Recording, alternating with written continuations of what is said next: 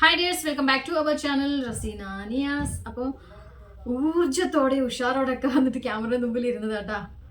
വലിയ എന്താ പറയുക, ഉഷാറൊന്നും തോന്നുന്നില്ല, നല്ല കിതപ്പുണ്ടാവും. അങ്ങനെ നിങ്ങൾ തമ്മിലിൽ കണ്ടിട്ട് തന്നെ ആയിരിക്കും വീഡിയോ കാണാൻ വന്നിട്ടുള്ളത്. എൻ്റെ പിന്നെ ഡെലിവറി ഡേറ്റ് എനിക്ക് തന്നു കഴിഞ്ഞിട്ടുണ്ട്. ഇനി ഏതാനും ദിവസങ്ങൾ മാത്രമേ ഉള്ളൂ കേട്ടോ. അപ്പോൾ 2 ഡേറ്റ് ഉണ്ട്, അത് ഞാൻ നിങ്ങളെ കൂടെ ഷെയർ ചെയ്യാം. അപ്പോൾ എൻ്റെ 8 മന്ത് ജേർണി കംപ്ലീറ്റ് ആക്കി ഞാൻ ഇന്നലേക്ക് ഇപ്പോൾ എനിക്ക് 9 മന്ത് സ്റ്റാർട്ടായി കേട്ടോ. ഇന്ന് തൊട്ടിട്ട് 9 മന്ത് സ്റ്റാർട്ടാവാണ്. 8 മന്തിൻ്റെ ജേർണിനെ കുറിച്ചിട്ട് ഫസ്റ്റ് ഞാൻ പറയാം. അത് ഒരുപക്ഷെ നിങ്ങൾക്ക് ഒരു ചെറിയ ചെറിയ ടിപ്സ് ആയിരിക്കും എന്തൊക്കെ ചെയ്യാൻ പാടില്ല എന്ന്. 8 മന്ത്സ് എന്ന് വെച്ചാൽ നമ്മൾ ഈ ഒരു 7 മന്ത് തൊട്ട് 7, 8, 9 നമുക്ക് 3rd ട്രൈമിസ്റ്റർ ആണ് കേട്ടോ. ഭയങ്കര ഡിഫിക്കൽട്ടായിട്ടുള്ള ഒരു സമയമാണ് ഈ ഒരു 3 മാസം എന്ന് പറയുന്നത്. അതേപോലെ തന്നെ ആദ്യത്തെ 3 മാസം ഭയങ്കര ഇപ്പം ഞാൻ കുളിച്ച് വന്നതേ ഉള്ളൂ, പക്ഷെ ഭയങ്കരമായിട്ട് വയർക്കണുണ്ട്. ഭയങ്കര ഡിഫിക്കൽട്ടാണ് കേട്ടോ. ആദ്യത്തെ 3 മാസം എന്ന് വെച്ചാൽ നമ്മൾ ഒരുപാട് വോമിറ്റിങ്ങും തലകറക്കും ഛർദി ക്ഷീണം, ഭക്ഷണം കഴിക്കില്ല, അങ്ങനെയുള്ള സംഭവങ്ങളാണ്. അവസാനത്തെ 3 മാസം എന്ന് വെച്ചാൽ അത് വേറെ ലെവലാണ് കേട്ടോ. നമ്മൾ ബുദ്ധിമുട്ടിൻ്റെ പീക്ക് ലെവലിൽ കൊണ്ടുപോയി നിർത്തുന്ന ഒരു സംഭവമാണ്. അപ്പോൾ ചില പേരുടെ ബുദ്ധിമുട്ടുകളെല്ലാം പിന്നെ ഇപ്പോൾ ഒരുപാട് കൂടുതലായിരിക്കും. ഈ ഒരു 7, 8, 9 ഭയങ്കര കൂടുതലായിരിക്കും. കാലുകടിച്ചിലും നെഞ്ചിരിച്ചിലും ബാക്ക് പെയിനും ടമ്മി വേദനയും ഒക്കെ ആയിട്ട് കുറേ പ്രശ്നങ്ങളുണ്ടാവും. അതിനുള്ള ഞാൻ ചെയ്തുകൊണ്ടിരിക്കുന്ന ഒരു ട്രിപ്പും ഞാനിതിൽ ഷെയർ ചെയ്തില്ല കേട്ടോ. അപ്പോൾ എൻ്റെ 8 month journey 7 and 8 month journey എങ്ങനെ ഉണ്ടായെന്ന് വെച്ചാൽ വളരെ മോശമായിരുന്നു കേട്ടോ. അതുവരെ ഉള്ളതെല്ലാം ഞാൻ നിങ്ങളെ കൂടെ ഷെയർ ചെയ്തിട്ടുണ്ട്. സ്കാനിങ് റിപ്പോർട്ടും ഒക്കെ ഷെയർ ചെയ്തിട്ടുണ്ട് കേട്ടോ. 8 എനിക്ക് സ്റ്റാർട്ടായ തൊട്ടിട്ട് തന്നെ എനിക്ക് വല്ലാത്ത ക്ഷീണമായിരുന്നു. ആ ക്ഷീണം ഞാൻ കുറേ ദിവസം ഞാൻ ഓർത്തു ഒരുപക്ഷെ ബേബി ഗ്രോ ആവുന്നതിൻ്റെതായിരിക്കും. എന്നാലും ഞാനൊന്ന് ഹോസ്പിറ്റൽ കാണിച്ചു നോക്കുമ്പോൾ എനിക്ക് ഫസ്റ്റ് ജെസ്റ്റേഷണൽ ഡയബറ്റീസ് വന്നു. അതായത് കുറച്ചിട്ടാ ചെറിയ ലൈറ്റായിട്ട് ഡയബറ്റീസ് സ്റ്റാർട്ട് ആവുന്നുണ്ട്. അതായത് ഈ ഒരു പ്രഗ്നൻസി ജേർണിയിൽ വരാവുന്ന ഒരു സംഭവമാണ് ഡയബറ്റീസ്. അപ്പോൾ അത് എനിക്ക് ഫസ്റ്റ് 8 മന്ത് സ്റ്റാർട്ടിങ്ങിൽ തന്നെ ഭയങ്കര കൺഫ്യൂസ് ആയിപ്പോയി. 8 മന്ത് അല്ല, 7 എൻഡ് ആവുന്ന ആ ഒരു സമയത്താണ് ഞാൻ എടുത്തത്. എന്താ ഇങ്ങനെ ഡയബറ്റീസ് വരാൻ കാരണമെന്ന് നോക്കുമ്പോൾ വലിയ രീതിയിലൊന്നുമില്ല, ഒരു പോയിന്റ് മാത്രമേ കൂടുതലുള്ളൂ. എന്നാലും എനിക്ക് ടെൻഷനായിരുന്നു. കാരണം നമുക്ക് ഡയബറ്റിക് വന്നാൽ ഈ ഒരു പ്രഗ്നൻസി സമയത്ത് ഫസ്റ്റ് എന്താന്ന് വെച്ചാൽ നമുക്ക് ബേബീൻ്റെ വെയിറ്റ് കൂടിക്കൊണ്ടിരിക്കും. രണ്ടാമത്തത് നമുക്ക് ടയേർഡായിരിക്കും. മൂന്നാമത്തത് പ്രീ മെച്യൂർ ബേബി ഉണ്ടാവാൻ അത് ഒരു സാധ്യത ആകും. പിന്നെ ആഫ്റ്റർ 40 അല്ല, നമ്മൾ ഈ ഡെലിവറിയെല്ലാം കഴിഞ്ഞ പിന്നെ നമുക്ക് പിന്നെ നമ്മുടെ ലൈഫിൽ ഡയബറ്റിക് വരാനുള്ള ചാൻസസും കൂടും കേട്ടോ. അപ്പോൾ അതെല്ലാം ഓർത്ത് ഭയങ്കര ടെൻഷനായിരുന്നു. അതുവരെ എല്ലാം നോർമലായിരുന്നു കേട്ടോ. അപ്പോൾ അങ്ങനെ ഒരു പോയിന്റ് കൂടുതലുണ്ടെന്ന് പറഞ്ഞ പാടനെ എനിക്ക് ഡോക്ടർ ഇൻസുലിൻ അല്ല ടാബ്ലറ്റ് സജസ്റ്റ് ചെയ്തു. അപ്പോൾ ഞാൻ പോകുന്ന ഹോസ്പിറ്റലിൽ ഉള്ള എല്ലാ നേഴ്സസും എൻ്റെ ക്ലാസ്മേറ്റ്സ് ഉണ്ട്, ഭയങ്കര ക്ലോസ് ഫ്രണ്ട്സ് ഉണ്ട്, പിന്നെ എന്താ പറയുക അയൽവാസികൾ, അങ്ങനെയൊക്കെയാണ് ഹോസ്പിറ്റൽ നേഴ്സുമാർ. അപ്പോൾ എനിക്ക് ഡോക്ടർ ടാബ്ലറ്റ് എഴുതിയ പാട് ഞാൻ ഫസ്റ്റ് എൻ്റെ ഡോക്ടർ എന്നോട് പറഞ്ഞത് ടാബ്ലറ്റ് വേണ്ട, ഇത്രയല്ലേ കുറച്ച് പോയിന്റേ കൂടുതലുള്ളൂ, ഫുഡിൽ കൺട്രോൾ ചെയ്യാമെന്ന്. അപ്പോൾ നോക്കുമ്പോൾ അവിടുത്തെ ഒരു MD ഉണ്ട്. MD വന്നിട്ട് പറഞ്ഞു ഇനിയിപ്പോൾ ഏതായാലും റിസ്ക് എടുക്കണം, ടാബ്ലറ്റ് കണ്ടിന്യൂ ആക്കിക്കോട്ടെ എന്ന്. എന്നിട്ട് ഞാൻ ആ ടാബ്ലറ്റിൻ്റെ സ്ലിപ്പെല്ലാം കൊണ്ടുവന്ന് ഇത്രയും നേഴ്സുമാരോടൊക്കെ ചോദിച്ചപ്പോൾ അവർ പറഞ്ഞു വേണ്ട, ഇപ്പോൾ തന്നെ ടാബ്ലറ്റ് ഒന്നും സ്റ്റാർട്ട് ചെയ്യേണ്ട, ഫുഡിൽ കൺട്രോൾ ചെയ്താൽ മതി, ആഫ്റ്റർ ഫുഡ് വാക്ക് നിർബന്ധമാണ്. പക്ഷേ ഞാൻ പ്രഗ്നൻസി ഇവിടുന്നേലും വാക്ക് തന്നെ ആയിരുന്നു കേട്ടോ. 1 മന്ത് തൊട്ടിട്ട് വാക്ക് തന്നെ ആയിരുന്നു. ഞാനൊരു 7 സ്റ്റാർട്ടായപ്പം പിന്നെ നമ്മൾ ഈ ടമ്മി പ്രശ്നമെല്ലാം കുറച്ച് വിസിബിൾ ആകുന്നതുകൊണ്ട് ഞാൻ അങ്ങനെ പുറത്ത് ഇങ്ങനെ വാക്ക് ചെയ്യലെല്ലാം നിർത്തിയേട്ടാ. ഒരുപക്ഷെ അതായിരിക്കും. പിന്നെ ഭക്ഷണം കഴിച്ചു തുടങ്ങിയല്ലോ. ഭക്ഷണം കഴിച്ചു തുടങ്ങുമ്പോൾ നമ്മൾ സാധാരണ സ്ത്രീകൾക്കുള്ള ഒരു ആർത്തിയാണ് ചോറ് കഴിക്കുക. രാത്രി സമയത്ത് നല്ലോണം ചോറ് കഴിക്കുമായിരുന്നു. അങ്ങനെയൊക്കെയാണ് വന്നത്. പിന്നെ ഞാൻ എന്താ ചെയ്തതെന്ന് വെച്ചാൽ ഡോക്ടർ കുറച്ച് ഡയറ്റെല്ലാം പറഞ്ഞായിരുന്നു. ടാബ്ലറ്റ് എടുത്തിട്ടില്ല ഞാൻ. പിന്നെ ഈ മുത്താരിയുടെ, പിന്നെ ഗോതമ്പിൻ്റെ, ഓട്സ്, പിന്നെ അതുപോലെ തന്നെ ഫ്രൂട്ട്സ്, പിന്നെ രാത്രി ഭക്ഷണം കഴിച്ച് കഴിഞ്ഞാൽ ഞാൻ ഏകദേശം 1 മണിക്കൂർ നല്ല വാക്ക് ചെയ്തു. പിന്നെ ഒരുപാട് ചോറ് ഞാൻ ഒരുപാട് കഴിക്കാതെ എല്ലാം നിന്നട്ടാ.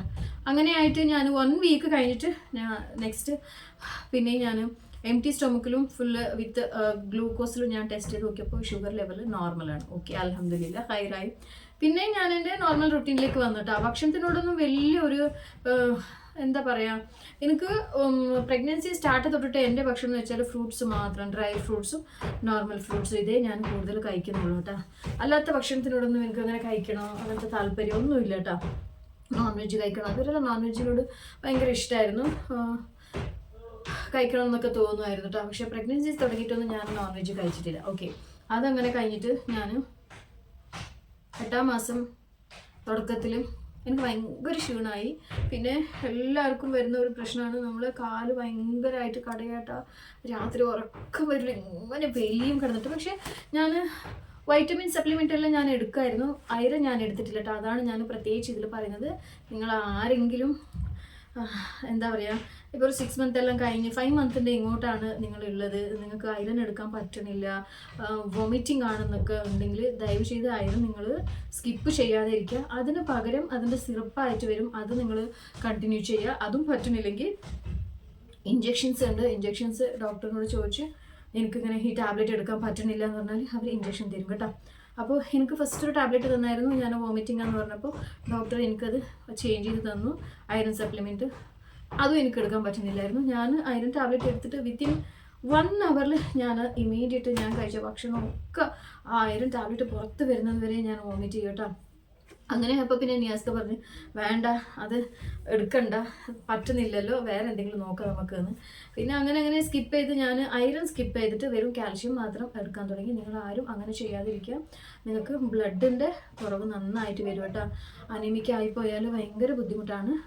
ആഫ്റ്റർ ഡെലിവറിക്കും ബുദ്ധിമുട്ടാണ് കേട്ടോ. പിന്നെ ഡെലിവറി കഴിഞ്ഞിട്ട് നമുക്കും ബുദ്ധിമുട്ടാണ്. പിന്നെ ബ്ലഡ് കയറ്റേണ്ടി വരും, അങ്ങനെയൊക്കെ സംഭവം. അപ്പോൾ അതിലേക്ക് ഞാനിപ്പോൾ കിടക്കാട്ടോ. അങ്ങനെ ഞാൻ അയരൻ ടാബ്ലറ്റ് സ്കിപ്പ് ചെയ്തു. എനിക്ക് ഇവിടെ ഒരു നമ്മളെ ഒരു നേഴ്സ് ഉണ്ടായിരുന്നു അടുത്ത്, നമ്മളെ ഒരു വില്ലേജിലേക്കുള്ള ഒരു നേഴ്സെല്ലാം ഉണ്ടായിരുന്നു. അവർ എന്നോട് പറയായിരുന്നു അയരൻ സ്കിപ്പ് ചെയ്യാൻ പാടില്ല എന്ന്. പക്ഷേ ഞാൻ അയരൻ എടുത്തിട്ടില്ല. അങ്ങനെ എനിക്ക് ഭയങ്കര കാലെല്ലാം ഭയങ്കര വലിക്കണേ, എൻ്റെ ശരീരം മുഴുവൻ വേദനയാകുക, ബോൺസ് എല്ലാം വേദനിക്കുക, എനിക്ക് കൈയും കാലെല്ലാം ഭയങ്കര വേദനയാകുക. അങ്ങനെയൊക്കെ ആയപ്പോൾ നമ്മൾ 8ാം മാസത്തിൽ പിന്നെ നമ്മളൊന്ന് ചെക്കപ്പിന് പോയപ്പോൾ ഞാൻ അവിടുന്ന് പറഞ്ഞു കേട്ടോ, ഇങ്ങനെ ഭയങ്കര പ്രോബ്ലം ആവുന്നുണ്ട്, പിന്നെ പെയിൻ വരുന്നുണ്ട്, എൻ്റെ ബോൺസിനെല്ലാം ഭയങ്കര വേദനയാണ്, കാല് ഭയങ്കരമായിട്ട് എനിക്ക് നൈറ്റൊന്നും ഉറക്കയില്ല, കാല് ഭയങ്കര കടച്ചിലാന്നൊക്കെ. അപ്പോൾ ഡോക്ടർ ഫസ്റ്റ് പറഞ്ഞു കാല് കടച്ചിലുണ്ടാവും, കാരണം യൂട്രസിൽ ബേബി ഗ്രോ ആയിക്കൊണ്ടിരിക്കുന്ന സമയത്ത് നമ്മൾ ഹോൾ ബോഡീൻ്റെ ആ ഒരു വെയിറ്റ് താങ്ങുന്നത് കാലല്ലേ, അപ്പോൾ കാലിന് ഉണ്ടാകും. അതുകൊണ്ട് നല്ലൊരു ഓയിലെടുത്ത് മസാജ് ചെയ്തിട്ട് നല്ല ചൂടുവെള്ളത്തിൽ കുളിച്ചിട്ടൊക്കെ കിടന്നാൽ മതി. അപ്പോൾ എന്തായാലും ഞാൻ 2 സമയം കുളിക്കുമായിരുന്നു, രാവിലെയും രാത്രി കിടക്കുന്ന സമയത്തും കുളിക്കുമായിരുന്നു കേട്ടോ, നല്ല ചൂടുവെള്ളത്തിൽ. എന്നാലും എനിക്ക് കുഴപ്പമൊന്നും വരുന്നുണ്ടായിട്ടില്ല, കാലിന് ഭയങ്കര ബുദ്ധിമുട്ടാണ് ഉണ്ടായി. പിന്നെ അങ്ങനെ എൻ്റെ HP ടെസ്റ്റാക്കാൻ വേണ്ടിയിട്ട് ബ്ലഡെല്ലാം എടുത്തു. ഹിമോഗ്ലോബിൻ്റെ ലെവൽ എത്രയുണ്ട് നോക്കാൻ വേണ്ടിയിട്ട് ബ്ലഡ് എടുത്ത് നോക്കുമ്പോൾ ഭയങ്കര ലോ ആണ്. 8.something 7.something എന്തോ അല്ല 8.something ആണെന്ന് തോന്നുന്നു, അത്രേ ഉണ്ടായിരുന്നുള്ളൂ. പിന്നെ അപ്പോൾ ഡോക്ടർ പറഞ്ഞു ഏതായാലും ഇഞ്ചെക്ഷൻ എടുക്കണം. ഇഞ്ചെക്ഷൻ്റെ വില വന്നിട്ട് 4000 രൂപയാണ് കേട്ടോ ഒരു ഇഞ്ചെക്ഷന്. ആ ഒരു ഇഞ്ചെക്ഷൻ എഴുതി. അപ്പോൾ അതേപോലെ തന്നെ എൻ്റെ ഫ്രണ്ട്സിനോടെല്ലാം ഞാൻ സജഷൻ ചോദിച്ചു. ഇപ്പോൾ ഫ്രണ്ട്സ് എല്ലാം പറഞ്ഞു ഇപ്പം തന്നെ ഇഞ്ചെക്ഷൻ ഒന്നും എടുക്കേണ്ട, ഫുഡിൽ കുറേ കൺട്രോളൊക്കെ നല്ല ഹിമോഗ്ലോബിൻ റിച്ച് ആയിട്ടുള്ളത്, നമുക്ക് ബ്ലഡ് കൂടാനുള്ള കുറേ ഭക്ഷണങ്ങളുണ്ടല്ലോ അതൊക്കെ എടുത്താൽ മതി. അപ്പോൾ ഞാനും ഓക്കെ, ഒരു സജഷൻ ഗുഡാണ്, കാരണം പെട്ടെന്ന് ഇഞ്ചെക്ഷൻ എടുക്കേണ്ടതെന്ന് പറഞ്ഞിട്ട് കുറേ ഭക്ഷണമൊക്കെ കഴിച്ച് നോക്കിയിട്ട് നമ്മൾ മിനിഞ്ഞാന്ന് പിന്നെ പെയിൻ വന്നിട്ട് ഹോസ്പിറ്റലിൽ പോയി എന്ന് പറഞ്ഞല്ലേ, ലേബർ പെയിൻ സ്റ്റാർട്ടായിട്ട് അന്നും HP ടെസ്റ്റ് ചെയ്ത് നോക്കുമ്പോൾ ആദ്യം ഉണ്ടായതിനേക്കായി കുറവാണ് കേട്ടോ, ബ്ലഡ് ലെവൽ കൂടുന്നേ ഇല്ല. കാരണം ഞാൻ ഒരു വൈറൻ ടാബ്ലറ്റിൻ്റെ ഒരു ടാബ്ലറ്റ് പോലും ഞാൻ കഴിച്ചിട്ടില്ല, ആകെപ്പാട് 1-2 കഴിച്ചിട്ടുണ്ട്, അത് അന്ന് തന്നെ വോമിറ്റും ആയിട്ടുണ്ട്. പിന്നെ അതിൻ്റെ സപ്ലിമെൻറ്റ് വേറെ എടുക്കാമെന്ന് എന്നോട് കുറേ പേര് പറഞ്ഞിട്ടുണ്ടായിരുന്നു. പക്ഷെ എനിക്ക് പൊതുവേ ഞാൻ നോർമലി ഒരു ടോണിക്ക് കുടിക്കുമ്പോൾ തന്നെ അതിൽ ഒരു അയണിൻ്റെ ആ ഒരു കണ്ടൻറ്റ് ഉണ്ടെന്ന് വെച്ചാൽ അതിന് ഞാൻ സൈഡിലേക്ക് സ്കിപ്പ് ചെയ്യും. സ്പെഷ്യലി ഈ ഒരു സമയത്ത് തീരെ ആവില്ല. അപ്പോൾ ഞാൻ അത് എടുത്തിട്ടില്ല, നേരത്തെ പറഞ്ഞല്ലോ. അങ്ങനെ മിനിഞ്ഞാന്ന് പെയിൻ വന്ന് പോയി നോക്കുമ്പോഴും ബ്ലഡ് ഫസ്റ്റ് ഉണ്ടായ ലെവലിനേക്കാളും പിന്നെയും താഴോട്ട് വന്നിട്ടുണ്ട്. പിന്നെയും 3 ഇഞ്ചെക്ഷൻ എഴുതിയിട്ടുണ്ട് 4000 രൂപേൻ്റെ. അതെടുത്തിട്ട് ബ്ലഡ് കൂട്ടാനുള്ള ആ ഒരു രീതിയിലാക്കിയിട്ടുണ്ട് കേട്ടോ. അതുകൊണ്ട് തീർച്ചയായിട്ടും നിങ്ങൾ ഈ ഒരു പ്രഗ്നൻസി സമയത്ത് നിങ്ങൾക്ക് തരുന്ന സപ്ലിമെൻറ്റ്സ്, വൈറ്റമിൻസിൻ്റെ സപ്ലിമെൻറ്റ്സ് ഉണ്ടല്ലോ, അതായത് ഫോളിക് ആസിഡ് ആവാം, അയറൺ ആവാം, കാൽഷ്യം ആവാം, അതെല്ലാം ബേബിക്കും കൂടെ ഉള്ളതാണ് കേട്ടോ. തീർച്ചയായിട്ടും അതെല്ലാം എടുക്കുക, ബ്ലഡിൻ്റെ കുറവ് വരും. അപ്പോൾ എൻ്റെ 8 മന്ത് ജേർണി ഇങ്ങനെയാണ് കേട്ടോ. എന്നിട്ട് ഒരു എൻഡിങ് സ്റ്റേജിൽ എത്തുന്ന സമയത്തേക്കുള്ള ഒരു അവസ്ഥ ഞാൻ പറഞ്ഞുതരാം. ഉറക്കം എന്ന് പറയുന്ന സംഭവം കംപ്ലീറ്റ് ആയിട്ട് എൻ്റെ ലൈഫിൽ നിന്ന് പോയി എന്ന് വേണമെങ്കിൽ പറയട്ടെ. ഞാൻ ഇവിടെ കിടന്നിട്ട് രാത്രി എന്താ പറയുക നർത്തകിയാകും. ഞാസ്ക്ക് നല്ല ഉറക്കമായിരിക്കും. ഞാൻ ആ സമയത്ത് എണീച്ചിട്ട് 1 മണി 2 മണി 3 മണി ഇങ്ങനെ ഈ സമയത്ത് ഞാൻ ഫുള്ള് വോക്കായിരിക്കും. അങ്ങോട്ട് കുറച്ച് നേരം മൊബൈൽ നോക്കും, പിന്നെ വോക്ക് ചെയ്യും. അങ്ങനെയൊക്കെയാണ് ഓരോരോ ദിവസം തള്ളിക്കൊണ്ട് പോകുന്നത് കേട്ടോ. അപ്പോൾ ചില പ്രഗ്നൻറ്റ് ലേഡീസ് ഉണ്ടാവും, ഇത് നമുക്ക് മാത്രം വരുന്നത്, നമുക്ക് മാത്രം ഉറപ്പില്ലാത്തതുള്ളൂ, കാല് കടച്ചിലുള്ളൂ, അല്ല വേറെ ബോഡി പെയിൻ ഉള്ളൂ, അല്ല ബാക്ക് പെയിൻ ഉള്ളൂ, അല്ല വോമിറ്റിംഗ് ഉള്ളൂ എന്നൊക്കെ നിങ്ങൾ വിചാരിക്കാതിരിക്കുക. എല്ലാവരും പ്രഗ്നൻസിലും ഓരോരോ പ്രശ്നങ്ങളുണ്ടാകും. പിന്നെ പലതരം ബോഡി ഡിഫറെൻ്റ് ആണല്ലോ എല്ലാവരുടെ ബോഡിയും, അതിനനുസരിച്ചിട്ടായിരിക്കും ഓരോരോ തരം ഉണ്ടാവുക. പ്രഗ്നൻസി ലാസ്റ്റ് ട്രൈമിസ്റ്റർ ഇത്തിരി ബുദ്ധിമുട്ട് തന്നെ നമുക്ക് കടന്നു പോകാൻ കേട്ടോ. പിന്നെ ഫ്രീക്വൻ്റ് ആയിട്ടുള്ള യൂറിനേഷൻ അതും ഉണ്ടാവും ഈ ഒരു 7 മന്ത് പകുതി ആയി കഴിഞ്ഞാൽ. അതായത് നമ്മൾ യൂറിൻ പാസ് ചെയ്ത് ബാത്റൂമിൽ നിന്ന് ബെഡിലേക്ക് വന്നിട്ടേ ഉണ്ടാവുള്ളൂ. ഇമീഡിയറ്റ് പിന്നെയും നമ്മൾ ബാത്റൂമിൽ പോകേണ്ട അത്യാവശ്യം വരും കേട്ടോ. അതായത് ബേബി വളരുന്നതിനനുസരിച്ചിട്ട് നമ്മുടെ യൂറിൻ്റെ ബ്ലാഡറിലേക്ക് പ്രഷർ പോവുകയാണ് കേട്ടോ. ആ പ്രഷർ കാരണം തന്നെ നമുക്ക് അപ്പം യൂറിൻ അവിടെ സ്റ്റോക്ക് ചെയ്ത് നിൽക്കാനുള്ള സ്പേസ് ഉണ്ടാവില്ല. അപ്പോൾ നമുക്ക് യൂറിൻ പാസ് ചെയ്യേണ്ട ഒരു ടെൻഡൻസി ഉണ്ടാവും. അത് ഫസ്റ്റ് ട്രൈമസ്റ്ററിലും ഉണ്ടാവും, ലാസ്റ്റും ഉണ്ടാകും കേട്ടോ. അതെന്ന് വിചാരിച്ചിട്ട് നിങ്ങൾ വെള്ളം കുടിക്കാതിരിക്കരുത്. ഡീഹൈഡ്രേറ്റ് ആയി പോകും. കുഞ്ഞിനുള്ള അമ്നിയോട്ടിക് ഫ്ലൂയിഡിൽ കുറവ് വരും, കുഞ്ഞിനും ഹെൽത്ത് ഇഷ്യൂസ് വരും, നിങ്ങൾക്കും വരും. യൂറിനറി ട്രാക്ട് ഇൻഫെക്ഷൻ എല്ലാം വരാനുള്ള സാധ്യത ഉണ്ട്. അതുകൊണ്ട് നല്ലോണം വെള്ളം കുടിക്കുക കേട്ടോ. പ്രഗ്നൻസിയിൽ ഉടനീളം നല്ലോണം വെള്ളം കുടിക്കുന്നത് നല്ലത് തന്നെ. പിന്നെ അതൊരു സംഭവം, അതും എല്ലാവർക്കും നോർമൽ തന്നെയാണ് കേട്ടോ. അപ്പോൾ നിങ്ങൾ ആരും കരുതാതിരിക്കുക എനിക്ക് മാത്രമേ ഉള്ളൂ, ഭയങ്കര ടയേർഡാണ്, പറ്റുന്നില്ല, പിന്നെ നൈറ്റ് ഉറക്കമില്ല എന്നല്ലോ. ഇതെല്ലാം നമ്മളെ ഒരു പാരൻറ്റിങ്ങിൻ്റെ ഒരു ഭാഗമാണ്, നമ്മൾ സഹിച്ചേ മതിയാകും. ഓക്കെ. പിന്നെ ഞാനെല്ലാം ശരിക്കും ഉറങ്ങിയിട്ട് ഒരുപാട് ദിവസമായി കേട്ടോ. ഫസ്റ്റും സെക്കൻഡിലും നല്ലോണം ഉറങ്ങുമായിരുന്നു ട്രൈമിസ്റ്ററിൽ. ഇപ്പോൾ ഈ 7 മന്ത് സ്റ്റാർട്ട് ആയതിന് ശേഷം എൻ്റെ ഉറക്കം കംപ്ലീറ്റ് ആയിട്ട് പോയിട്ടുണ്ട്. പിന്നെ എൻ്റെ കൂടെ തന്നെ നിയാസ്ക എണീച്ചിരിക്കും കേട്ടോ. പക്ഷെ ഞാൻ എണീച്ചിരിക്കാൻ വിടില്ല. രാവിലെ എണീച്ചിട്ട് പണിക്ക് പോകാനുള്ളതല്ല ഞാൻ പറയും. പിന്നെ എനിക്ക് പ്രശ്നമൊന്നുമില്ല, ഉറക്കം മാത്രം വരാത്തതേ ഉള്ളൂ, വേറെ ഒന്നും ഇവിടെ പെയിനൊന്നുമില്ല. നിങ്ങൾ കിടന്നുറങ്ങിക്കോ. ഞാൻ എന്തെങ്കിലും പ്രശ്നം ഉണ്ടെങ്കിൽ വിളിക്കാമെന്ന്. പക്ഷേ എന്തെങ്കിലും പ്രശ്നം ഉണ്ടെങ്കിൽ നിയാസ്കാനെ വിളിക്കാനാവില്ല കേട്ടോ. കാരണം നിയാസ്കാനും എല്ലാം ഇങ്ങനെ തൊട്ടാൽ നിയാസ്ക ഒട്ടാതെ നെട്ടിപ്പോയി, ഈ പേടിയിലാണല്ലോ കിടക്കുന്നത്. അപ്പോൾ ഇങ്ങനെ നെട്ടി എണീക്കും. പിന്നെ ഞാൻ വിളിക്കാൻ പോവില്ല. പിന്നെ എൻ്റെ കുറേ നാടകമൊക്കെ കഴിഞ്ഞ് മെല്ലെ ബെഡിലേക്ക് പോകുമ്പോഴായിരിക്കും നിയാസ്ക അറിയുന്നത്. പിന്നെ ഇപ്പോൾ ഈ 9 മന്ത് തുടങ്ങിയിട്ട് 8 മന്ത് ലാസ്റ്റ് എൻഡിങ് ആവാനുള്ള സമയത്തിൽ ഞാൻ ബാത്റൂമിൽ തന്നെയായിരുന്നു കേട്ടോ. രാവിലെ എണീച്ചിട്ട് നിയാസ്ക എന്നോട് ചോദിക്കും, ഞാൻ നിനക്ക് നൈറ്റ് ബാത്റൂമിൽ തന്നെ ബെഡ് ഇട്ട് തരാം, നീ അവിടെ തന്നെ കിടന്നോന്ന്. അത്രക്കും യൂറിനേഷനാണ് കേട്ടോ, ഒന്നും പറയാൻ പറ്റില്ല. അതെന്ന് വെച്ചിട്ട് നമുക്ക് വെള്ളം കുടിക്കാതെ ഇരിക്കാനും ആവില്ല. വെള്ളം ഈ സമയത്ത് അത്യാവശ്യമാണ്, ഡീഹൈഡ്രേറ്റ് ആവരുത്. പ്രത്യേകിച്ച് നമ്മുടെ ഈ പ്രഗ്നൻസി പോയിക്കൊണ്ടിരിക്കുന്ന ഏപ്രിൽ മെയ് ഈ മാസത്തിലാണ്. നല്ല ചൂടുണ്ട്, ഇത് കാണുന്നില്ല എങ്ങനെ വേർക്കണുണ്ടെന്ന്. അങ്ങനെ എൻ്റെ 8 മന്ത് ജേർണി ഞാൻ കംപ്ലീറ്റ് ചെയ്തു. എന്നിട്ട് ഇപ്പോൾ 9ലേക്ക് ഞാൻ റണ്ണിങ് ആയി. അപ്പോൾ ഞാൻ ഓർക്കുകയാണ്, ഇനിയിപ്പോൾ കുറച്ച് ദിവസത്തിൽ വാവ വരുമല്ലോ, വാവനെ കാണുമ്പോൾ നമുക്ക് ഭയങ്കര ഒരു സന്തോഷമായിരിക്കും.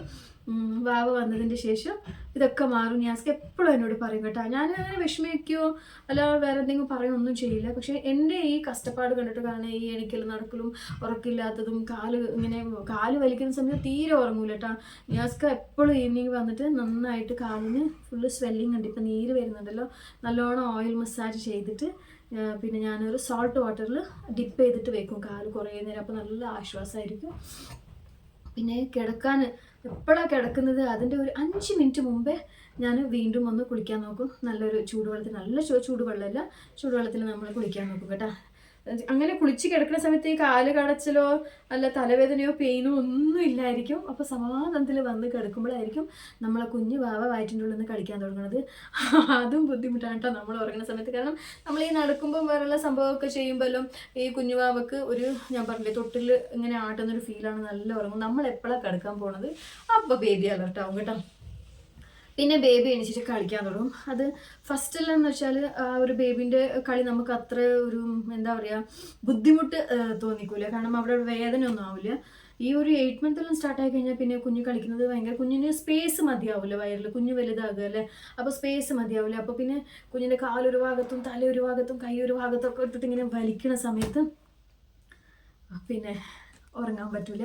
അപ്പോൾ ഞാൻ ചില സമയം ഓർക്കുമ്പോൾ ഇന്ന് കാലിനൊന്നും വേദന ഒന്നും തോന്നുന്നില്ല, ബാക്ക് പെയിനും ഇല്ല, തലവേദന ഒന്നുമില്ല. ഓക്കെ, നോർമലായിട്ട് ഉറങ്ങാമെന്ന് വിചാരിച്ചിട്ടായിരിക്കും കിടക്കുമ്പോഴായിരിക്കും വാവ എണീക്കണത്. പിന്നെ പാവ നിയാസ്ക്ക് കുറേ വാവനോട് പറയും, ഉമ്മച്ചിനും ബുദ്ധിമുട്ടിക്കല്ലേ, ഉറങ്ങും മോളെ, പൊന്നു മോളെ എന്നൊക്കെ പറഞ്ഞിട്ട് അങ്ങനെ കുറേ ആശ്വസിപ്പിക്കട്ടെ. നമ്മളെന്നും നമ്മളെ കുഞ്ഞുവാവനോട് നമ്മളിങ്ങനെ സംസാരിച്ചുകൊണ്ടിരിക്കുക കേട്ടോ. ആ കുഞ്ഞുവാവക്ക് ഏകദേശം ഒരു 3 month ആയാൽ തന്നെ ഏകദേശം ചില കുഞ്ഞുങ്ങൾ റെസ്പോണ്ട് ചെയ്യാൻ തുടങ്ങും. പിന്നെ നല്ലോണം റെസ്പോണ്ട് ചെയ്യണമെങ്കിൽ 7 month കഴിഞ്ഞാൽ പിന്നെ കുഞ്ഞ് നമ്മളെല്ലാ വർത്തമാനത്തിനും റെസ്പോണ്ട് ചെയ്യും കേട്ടോ. റെസ്പോണ്ട് എന്ന് വെച്ചാൽ അവരുടെ റെസ്പോണ്ട് നമ്മളെ വയറ്റിൽ കിടന്നിട്ട് കിക്ക് ചെയ്യുക, അങ്ങോട്ട് ഇങ്ങോട്ട് മറിയുക, അങ്ങനെയൊക്കെ. അപ്പോൾ കുഞ്ഞുവാവയായിട്ട് നല്ല ഇൻട്രാക്ട് ചെയ്യട്ടെ. നമ്മൾ ഉപ്പാൻ്റെ വോയിസ് തിരിച്ചറിയാം, അത് ഉമ്മാൻ്റെ വോയിസ് തിരിച്ചറിയും, അല്ല അതിൻ്റെ കൂടപ്പിറപ്പിൻ്റെ വോയിസ്, എല്ലാ ഡിഫറെൻറ്റ് വോയിസുകളും കൂടുതലായിട്ട് കുഞ്ഞുവാവ തിരിച്ചറിയും. നമ്മളും ബേബി ആയിട്ടുള്ള നല്ലൊരു ബോണ്ടിങ് ക്രിയേറ്റ് ചെയ്യാൻ പറ്റൂട്ടാ ഈ ഒരു സമയത്തെല്ലാം. പിന്നെ നമ്മൾ വയറ്റത്ത് കുളിക്കുന്നതിന് മുമ്പേ നല്ല ഓയിലിട്ടിട്ട് അത് കുഞ്ഞുവാവയുടെ ഉപ്പയായാലും ഉമ്മയായാലും നല്ല മസാജ് ചെയ്തിട്ട് അവരോട് ഇങ്ങനെ വർത്താനം പറഞ്ഞുകൊണ്ടിരുന്നാൽ അവർ ശരിക്കും നമ്മളോട് റെസ്പോണ്ട് ചെയ്യും കേട്ടോ. അത് നിങ്ങൾ ഓരോരുത്തരും ചെയ്ത് നോക്കുക, അപ്പോൾ മനസ്സിലാവും. നമ്മൾ ഓരോന്ന് ചോദിക്കുന്നതിനും അവരുടെ സൈഡിൽ നിന്ന് റെസ്പോണ്ട് ഉണ്ടാവും. പിന്നെ അതുപോലെ തന്നെ നല്ല ലൈറ്റ് ആയിട്ടുള്ള മ്യൂസിക്കുകൾ കേൾക്കാൻ നോക്കുക. പിന്നെ നമ്മൾ ലൗഡായിട്ട് വർത്താനം പറയാതിരിക്കുക. നമുക്ക് ദേഷ്യം വരുന്നുണ്ടെങ്കിൽ അത് നമ്മൾ കൺട്രോൾ ചെയ്യാം. ഈ ഒരു 8 month ജേർണിയും പ്ലസ് ടിപ്സും ഞാൻ പറയാനല്ലേ പറഞ്ഞത്, അപ്പോൾ അതാണ് പറഞ്ഞു തരുന്നത് കേട്ടോ. പിന്നെ കൂടുതലായിട്ടും നല്ല കാര്യങ്ങൾ, ഇപ്പോൾ നമ്മളൊരു മുസ്ലിം ആണെങ്കിൽ ഖുർആൻ ഓതാൻ വേണ്ടിയിട്ട് കൂടുതൽ ശ്രദ്ധിക്കുക. അല്ല ഹിന്ദുസ് ആണെങ്കിലും അവരുടെ രീതിയിലുള്ള പ്രാർത്ഥനയും കാര്യങ്ങളും, ക്രിസ്ത്യൻസ് ആണെങ്കിൽ അവരുടെ രീതിയിലുള്ള പ്രാർത്ഥനകളും പല കാര്യങ്ങളും അവർ ചെയ്യുക. അപ്പോൾ കുഞ്ഞുവാവക്ക് അതെല്ലാം കേട്ടിട്ട് കുഞ്ഞുവാവ് പുറത്ത് വന്നതിന് ശേഷം ആ ഒരു രീതിയിലേ കുഞ്ഞുവാവ ഉണ്ടാവുള്ളൂ കേട്ടോ. നമ്മൾ പ്രഗ്നൻസിയിൽ എങ്ങനെ ഉണ്ടാവും ആ ഒരു രീതിയിൽ. ചില സമയം ഈ ഒരു നമ്മൾ പറയുന്നത് പോലെയല്ല പ്രഗ്നൻസി എന്ന് വെച്ചാൽ മൂഡ് സ്വിങ്സിൻ്റെ അങ്ങേ അറ്റത്തിലെത്തും നമ്മൾക്ക് കേട്ടോ. ഞാനെല്ലാം മൂഡ് സ്വിങ്സിൻ്റെ നെല്ലിപ്പലക എന്ന് വെച്ചില്ലേ ആ ഒരു സംഭവം വരെ എത്തിയിട്ട് വന്നിട്ടുണ്ട് കേട്ടോ. കാരണം ചില സമയം ആര് പറയുന്നതും നമുക്ക് ഉൾക്കൊള്ളാൻ പറ്റൂല. അവർ നല്ലത് പറഞ്ഞാൽ പോലും നമുക്കത് ഉൾക്കൊള്ളാൻ പറ്റൂല. പ്രഗ്നൻസിൻ്റെ ഒരു ഹോർമോൻ്റെ കളിയാണ് അത് കേട്ടോ. അപ്പോൾ അതിന് കൂടുതലായിട്ട് അവരുടെ പാർട്ട്ണർ, അവരുടെ വീട്ടുകാർ, അവരുടെ ഉപ്പ ഉമ്മ എല്ലാം മനസ്സിലാക്കിയിട്ട് അവരെ കൂടെ നിൽക്കുക. പ്രത്യേകിച്ച് പാർട്ട്ണർമാർ, അവർ ചിലപ്പോൾ ഇപ്പം നിയാസ്കന് ചിലപ്പോൾ എന്തെങ്കിലും ഒരു കാര്യം നല്ലത് പറയുകയാണെങ്കിൽ എനിക്കത് നല്ലതായിട്ട് തോന്നണമെന്നില്ല. എനിക്ക് ഈ ഒരു സമയത്ത് അത് ഭയങ്കര ഇറിറ്റേറ്റ് ആക്കും, ഞാനതിന് ഷൗട്ട് ചെയ്യും, അങ്ങനെയൊക്കെ സംഭവിക്കുക. പിന്നെ നിയാസ്ക എന്താക്കുമെന്ന് വെച്ചാൽ ആ സമയത്ത് ഉണ്ടാവാണ്ടായിരിക്കും, തിരിച്ചൊന്നും പറയില്ല. കുറേ കഴിഞ്ഞിട്ട് എന്നോട് പറഞ്ഞു തരും, ഞാൻ പറയേണ്ട കാര്യം നീ ഷൗട്ട് ചെയ്യേണ്ട കാര്യമേ അല്ലായിരുന്നു. അപ്പോൾ ഞാൻ പറയും തിരിച്ചിട്ട്, അല്ല ഷൗട്ട് ചെയ്യേണ്ട കാര്യമൊന്നുമല്ല, അതിലൊരു പ്രശ്നവും ഇല്ല, പക്ഷേ ഇപ്പോഴത്തെ എൻ്റെ ഒരു ഹോർമോൺ വേരിയേഷൻ കൊണ്ടാണ് ഞാൻ അങ്ങനെ ചെയ്യുന്നത്. അപ്പോൾ നിയാസ്കയും മനസ്സിലാക്കും, ഞാനും മനസ്സിലാക്കും കേട്ടോ. രണ്ടുപേരും മനസ്സിലാക്കും. ഷൗട്ട് ചെയ്യാനും ഞാനും കുറവൊന്നുമില്ല. പിന്നെ എനിക്ക് പെട്ടെന്ന് ദേഷ്യം വരും ചില സംഗതികൾക്ക്. ചിലത് നമുക്ക് എന്താ പറയുക, കാണുമ്പോൾ തന്നെ ദേഷ്യം വരുന്ന ചില സംഭവങ്ങളുണ്ടാവും. അത് ഈ ഒരു സമയത്ത് നമുക്ക് അത് കൂടുതലാവും കേട്ടോ, ഹോർമോൺ വേരിയേഷൻ കൊണ്ട്. അപ്പോൾ അങ്ങനെ രണ്ടുപേരും മനസ്സിലാക്കും. നമ്മൾ കൂടുതൽ ഷൗട്ട് ചെയ്യാതിരിക്കുക. പിന്നെ വേണ്ടാത്തതൊന്നും നമ്മൾ ചിന്തിക്കാതിരിക്കുക, വേണ്ടാത്തത് കേൾക്കാതിരിക്കുക. പിന്നെ അതുപോലെ തന്നെ നിങ്ങൾ അയൽവാസികളോ ബന്ധുക്കളോ നിങ്ങളായിട്ട് കൂടുതൽ അടുപ്പുള്ള ആൾക്കാർ വെറും മൈനസാണ് വർത്താനം പറയുകയാണെങ്കിൽ തീർച്ചയായിട്ടും അവരെത്തുന്ന നിങ്ങൾ മാറി നിൽക്കുക കേട്ടോ. ഈ ഒരു പ്രഗ്നൻസി ജേർണി കഴിയുന്നത് വരെ മാറി നിൽക്കുക. കാരണം ആ മൈനസ് കേട്ടിട്ട് എന്തായാലും നമ്മുടെ ലൈഫിൽ പ്ലസ് ഉണ്ടാവാൻ പോകുന്നില്ല, മൈനസേ ഉണ്ടാവുള്ളൂ. നമ്മൾ മൈനസിനെ കുറിച്ചിട്ടേ ചിന്തിക്കുള്ളൂ. അപ്പോൾ മൈനസ് ഫ്രണ്ട്സും അയൽവാസികളും ഒന്നും നമുക്ക് വേണ്ടത് നമ്മളവരെ ഒഴിവാക്കുക. ഞാൻ അങ്ങനെയാണ് കേട്ടോ.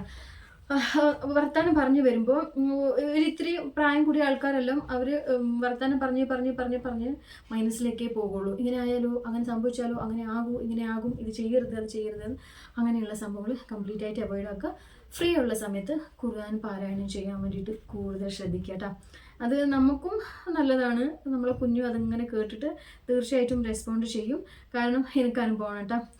കുഞ്ഞിന് തീരെ അനങ്ങുന്നൊന്നും ഇല്ല എന്ന് വെച്ചാൽ ഞാൻ ചില സമയം എന്താക്കും, ഖുർആൻ എടുത്തിട്ട് ഇങ്ങനെ വായിക്കുന്ന സമയത്ത് കുഞ്ഞു വയറ്റിൻ്റെ ഉള്ളിൽ നല്ല റെസ്പോണ്ട് ആയിരിക്കും. അപ്പോൾ ആ പേടി മാറിക്കിട്ടി പിന്നെ ഹോസ്പിറ്റലിൽ പോകേണ്ട ആവശ്യമൊന്നും വരില്ല. അതുപോലെ തന്നെ നിങ്ങൾ മ്യൂസിക് കേൾക്കാൻ പറ്റും, മ്യൂസിക് കേൾക്കുക. അല്ലെങ്കിൽ കുഞ്ഞുവാവിനടുത്ത് തീരെ നിങ്ങൾക്ക് അനക്കൊന്നും, കാരണം ഈ 7, 8, 9 കുഞ്ഞിൻ്റെ അനക്കം കറക്റ്റായിട്ട് നമ്മൾ ശ്രദ്ധിച്ചുകൊണ്ടിരിക്കണം. ആ ഒരു സമയത്ത് കുഞ്ഞുവാവ അനങ്ങുന്നില്ലെങ്കിൽ നമ്മൾ ബെഡിൽ ഇങ്ങനെ മലർന്ന് കിടന്ന് കുറച്ച് ഓയിലോ മോയ്സ്ചറൈസർ എന്തെങ്കിലും വയറ്റിൽ തടവിയിട്ട് കുഞ്ഞായിട്ട് നല്ലോണം നമ്മൾ ഇപ്പോൾ നമ്മൾ ഒരു മടിയിൽ ഒരു കുഞ്ഞുണ്ടെങ്കിൽ നമ്മൾ എങ്ങനെ ഏത് രീതിയിലാണ് ആ കുഞ്ഞിനോട് നമ്മൾ വർത്താനം പറയുക, ആ ഒരു രീതിയിൽ ഇങ്ങനെ വർത്താനം പറയാം. കുഞ്ഞു ഭാവനോട് ഞാൻ നിന്നെ കാത്തു നിൽക്കുകയാണ്, നിന്നെ കാണാൻ ആശയുണ്ട്, വേഗം വരണോ, ഉമ്മച്ചിനെ ബുദ്ധിമുട്ടിക്കരുത്, അല്ല ഭയങ്കര കിക്കിങ് ആണെങ്കിൽ പറയാം ഉമ്മച്ചിക്ക് വേദനയുണ്ട്, കിക്കാക്കണ്ട എന്നൊക്കെ ഇങ്ങനെ നമ്മൾ നോർമലി നമ്മളൊരു കുഞ്ഞ് മടിയിലുണ്ടെങ്കിൽ നമ്മൾ വർത്താനം പറയില്ല, അതുപോലെ തന്നെ വർത്താനം പറയട്ടോ. അപ്പോൾ കുഞ്ഞ് റെസ്പോണ്ട് ചെയ്യും. എന്നിട്ടും റെസ്പോണ്ട് ഇല്ല എന്ന് വെച്ചാൽ നമ്മൾ ഭക്ഷണം കഴിച്ചിട്ട് ലെഫ്റ്റ് സൈഡ് തിരിഞ്ഞ് കിടക്കാൻ നോക്കുക. തിരിഞ്ഞ് കിടന്നിട്ടും 1 മണിക്കൂറിൽ ഒരു 3-4 തവണ കുഞ്ഞിൻ്റെ റെസ്പോണ്ട് ഒന്നും ഇല്ലെങ്കിൽ നിങ്ങൾ തീർച്ചയായിട്ടും ഹോസ്പിറ്റലായിട്ട് ബന്ധപ്പെടണം കേട്ടോ. ഓക്കെ, കാരണം ലാസ്റ്റ് മന്ത് ആകുമ്പോഴത്തേക്ക് കുഞ്ഞിൻ്റെ കഴുത്തിൽ വള്ളി ചുറ്റലും പിന്നെ കുഞ്ഞിക്ക് ഓക്സിജൻ ഇല്ല, കിട്ടാൻ ബുദ്ധിമുട്ടാവില്ല, അങ്ങനെയൊക്കെ കുറേ സംഭവങ്ങളുണ്ട്. ഈ ഒരു ജനറേഷനിൽ നമ്മളിങ്ങനെ പൊട്ടന്മാരെ പോലെ ഇരിക്കരുത്. അപ്പോൾ ഇമീഡിയറ്റ് നല്ല ഹോസ്പിറ്റൽ നമ്മൾ ആദ്യം കണ്ടുവച്ചിട്ടുണ്ടാവല്ലോ, ഹോസ്പിറ്റൽ ഏതാ പോയി നമ്മൾ ഡോക്ടർ ഗൈനിക്കിനെ കണ്ടിട്ട് നമ്മൾ പറയാം നമ്മളെ കുഞ്ഞിന് അനക്കയില്ല 2 ദിവസമായി 3 ദിവസമായി, അവർ അതിന് ചെക്ക് ചെയ്ത് നോക്കും. ഓക്കെ, അപ്പോൾ ഇങ്ങനെയൊക്കെയാണ്. പിന്നെ റിസ്കി ആണോ എന്ന് ചോദിച്ചാൽ തീർച്ചയായിട്ടും റിസ്കി തന്നെ. 3rd ട്രൈമിസ്റ്ററും ഭയങ്കര റിസ്ക് തന്നെയാണ് കേട്ടോ. അതും എനിക്ക് മാത്രമുള്ളതാണ്, അയ്യോ പറ്റണില്ല ഇങ്ങനെയൊക്കെ ചിന്തിച്ചിട്ട് ഇരിക്കാതിരിക്കാം. ഞാൻ ഫസ്റ്റ് സ്റ്റാർട്ടിങ്ങിൽ എനിക്ക് ഉറക്കമില്ലാതാകുമ്പോൾ ഭയങ്കര ഒരുതരം ഭ്രാന്തായിരുന്നു. ഇതെന്താ ഞാൻ ഉറങ്ങാതെ എങ്ങനെ ജീവിക്കും, ഇതെന്താ എനിക്ക് ഉറങ്ങാൻ പറ്റാതെ. എനിക്ക് ഫസ്റ്റ് ഓഫ് ഓൾ ഞാൻ കൂടുതൽ ഇഷ്ടപ്പെടുന്നത് എന്താണെന്ന് വെച്ചാൽ ഞാൻ കമിഞ്ഞ് കിടക്കാനാണ് ഇഷ്ടപ്പെടുന്ന ഒരാളാണ് കേട്ടോ. എന്ന് വെച്ചാൽ കമിഞ്ഞ് കിടന്നാൽ എനിക്ക് ഭയങ്കര കംഫർട്ടബിളാണ്, നല്ല ഉറക്കം കിട്ടും. പക്ഷേ പ്രഗ്നൻസി സ്റ്റാർട്ട് ആയ മുതൽ അത് ഏതായാലും സ്കിപ്പ് ചെയ്തു. പിന്നെ എനിക്ക് ഇപ്പോൾ ഈ 3rd ട്രൈമിസ്റ്റർ വെച്ചിട്ട് ഉറക്കമില്ലാതാകുമ്പോൾ ഞാൻ തന്നെ ഇങ്ങനെ വട്ടാകും, ഇതെന്താ ഉറക്കമില്ലാത്ത, ഉറങ്ങാതെ ഞാൻ എങ്ങനെയാണ് ജീവിക്കുക, ഇങ്ങനെയൊക്കെ ചിന്തിച്ചിട്ട് എനിക്ക് കുറച്ച് ദിവസം എന്തോ പോലെ ആവണുണ്ടായിരുന്നു. പിന്നെ ഞാൻ തന്നെ തീരുമാനിച്ചു, ഉറക്കമില്ലെങ്കിൽ ഓക്കെ, പകലിനെ പോലെ തന്നെ ഞാൻ രാത്രിനെയും കരുതുന്നു. ഉറക്കമില്ലേ ഓക്കെ, കുറച്ച് ലൈറ്റ് മ്യൂസിക് എന്തെങ്കിലും ഇടും, അല്ലെങ്കിൽ പണ്ടത്തെ കുറേ കഥകൾ ഉണ്ടാവില്ല, ആ കഥകൾ ലൈറ്റായിട്ട് ഇടും. നിയാസ്കൊക്കെ പിന്നെ അങ്ങനെ ഡിസ്റ്റർബ് ആവില്ല കേട്ടോ, നോയ്സിൻ്റെ ഡിസ്റ്റർബൻസ് ഇല്ല. ഉറങ്ങിക്കഴിഞ്ഞാൽ പിന്നെ ഈ ലോകത്തോ ഒന്നും ഉണ്ടാവില്ല. നിയാസ്ക്ക് നല്ല ഉറക്കമായിരിക്കും, കുറുക്കം വലിച്ച ഉറക്കമായിരിക്കും കേട്ടോ. അതുകൊണ്ട് ഞാൻ ചെറിയ ഈ റൂം വിട്ട് പുറത്ത് പോവില്ല, വാക്ക് വെക്കാൻ മാത്രമേ ഞാൻ ഹാളിലേക്ക് പോകുള്ളൂ, അല്ലാതെ പുറത്തൊന്നും വാക്കൊന്നും ചെയ്യില്ല കേട്ടോ. ഈ റൂമിൻ്റെ ഉള്ളിൽ തന്നെ എന്തെങ്കിലും ചെയ്തുകൊണ്ട് ഇങ്ങനെ പാട്ടുകൾ കേട്ടുകൊണ്ട്, കഥകൾ കേട്ടുകൊണ്ട്, സ്റ്റോറി കേട്ടുകൊണ്ട് ഒക്കെ ഇങ്ങനെ ഇരിക്കും. പിന്നെ അത് കഴിഞ്ഞിട്ടാകുമ്പോഴത്തേക്ക് ഏകദേശം സമയമാവും, ഒന്ന് ഇങ്ങനെ മയങ്ങണം തോന്നുമ്പോൾ ഞാൻ ബെഡിലേക്ക് ഒന്ന് പോകും. ബെഡിലേക്ക് പോകുമ്പോൾ പോയി കിടന്നാൽ പിന്നെ കാല് പിന്നെയും വലിക്കാൻ തുടങ്ങും, കിടക്കാൻ പറ്റില്ല. ഇമീഡിയറ്റ് ഞാൻ അവിടെ നടക്കും. പിന്നെ എനിക്ക് ഉറക്കം വരുന്നില്ലെങ്കിൽ ഞാൻ ബെഡിൽ വെറുതെ കിടന്ന് അങ്ങോട്ടും ഇങ്ങോട്ടും ഇങ്ങനെ ഉരുണ്ടിട്ട് കുഞ്ഞിനെ ബുദ്ധിമുട്ടിക്കൂല, അതേപോലെ തന്നെ നിയാസ്കാനെ ബുദ്ധിമുട്ടിക്കൂല. ഞാൻ എണിച്ചിരിക്കും കേട്ടോ. എണിച്ചിട്ട് ഒന്ന് ഹാളിൽ പോയിരിക്കും, അവിടെ നിന്ന് ഇങ്ങോട്ട് വരും. പിന്നെ വലിയ ധൈര്യമൊന്നുമില്ല, എന്നാലും ജനാലൊക്കെ തുറന്ന് പുറത്തേക്ക് ഇങ്ങനെ നോക്കും. രാത്രി നല്ല സൗണ്ടായിരിക്കും, ചില പ്രാണികളുടെ സൗണ്ടും ചില പട്ടികളൊക്കെ കരയുന്നതൊക്കെ കേട്ട് ഇങ്ങനെ ആസ്വദിക്കും. എനിക്ക് ഉറക്കില്ല എന്നിട്ട് ഞാനിങ്ങനെ പ്രാന്ത് പിടിച്ചിട്ട് അറിയാനില്ല. പക്ഷേ നേരം വെളുത്ത് എണിച്ചാൽ അത് നിയാസ്കൊക്കെ ഭയങ്കര ടെൻഷനാണ് കേട്ടോ, ഉറക്കില്ല, കുഞ്ഞിന് ബുദ്ധിമുട്ടാവും, ഈ സമയത്ത് ഒരു 8 മണിക്കൂറെങ്കിലും ഉറങ്ങണമെന്ന്. ഒന്നും ആക്കാൻ പറ്റില്ല. ഞാൻ സ്ലീപ്പിംഗ് ടാബ്ലറ്റ് എടുത്തിട്ട് ഉറങ്ങാൻ പറ്റിയ സാധ്യതയിലല്ല ഇപ്പോൾ, കാരണം ഈ ഒരു ജേർണിയാണ്, സ്ലീപ്പിംഗ് ടാബ്ലറ്റ് എടുക്കാൻ പറ്റില്ല. പിന്നെ പകൽ സമയത്ത് ഞാൻ കിടക്കുകയാണെങ്കിൽ സെയിം കിടന്നിട്ട് ഒരു 10 മിനിറ്റ് ആകുമ്പോഴത്തേക്ക് കാല് വലിക്കാൻ തുടങ്ങും, പിന്നെ നമുക്ക് ഉറക്കം വരില്ല. അതല്ലെങ്കിൽ വേറെ കുഞ്ഞുമാവ് എണീക്കും, അങ്ങനെയൊക്കെ ബുദ്ധിമുട്ടാണ് കേട്ടോ. അപ്പോൾ ഉറക്കമില്ല എന്നിട്ട് ആ വട്ട് പിടിച്ചിട്ട് അതിൻ്റെ പുറത്ത് പോകാതിരിക്കും. ഉറക്കമില്ല ഓക്കെ, ബെഡിൽ നിന്ന് ഇമീഡിയറ്റ് എണീക്കുക. ഇപ്പോൾ എല്ലാം നമുക്ക് ബുക്സ് ഉണ്ട്, മൊബൈലുണ്ട്. പിന്നെ ഞാൻ കൂടുതലായിട്ടും എൻ്റെ ഈ സ്കാനിങ് റിപ്പോർട്ടെല്ലാം നോക്കും, കുഞ്ഞുമാവനെ നോക്കും, അങ്ങനെയൊക്കെ ടൈം പാസ് ആക്കുക. അപ്പോഴത്തേക്ക് 5 മണിയാകും, 4:50 ആകുമ്പോഴത്തേക്ക് സുബഹി ബാങ്ക് കൊടുക്കും. പിന്നെ നമുക്ക് എന്തായാലും നേരം വെളുത്തല്ലോ. പിന്നെ ആ രീതിയിൽ നിയാസ്കാനെ വിളിക്കും, നിയാസ്ക പള്ളി പോവും.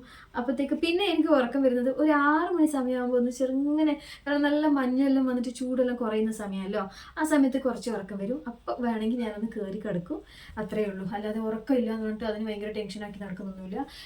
എങ്ങനെയാണ് വരുന്നത് അതുപോലെ നമ്മൾ എന്താ പറയുക, ജീവിക്കാൻ പഠിക്കുക.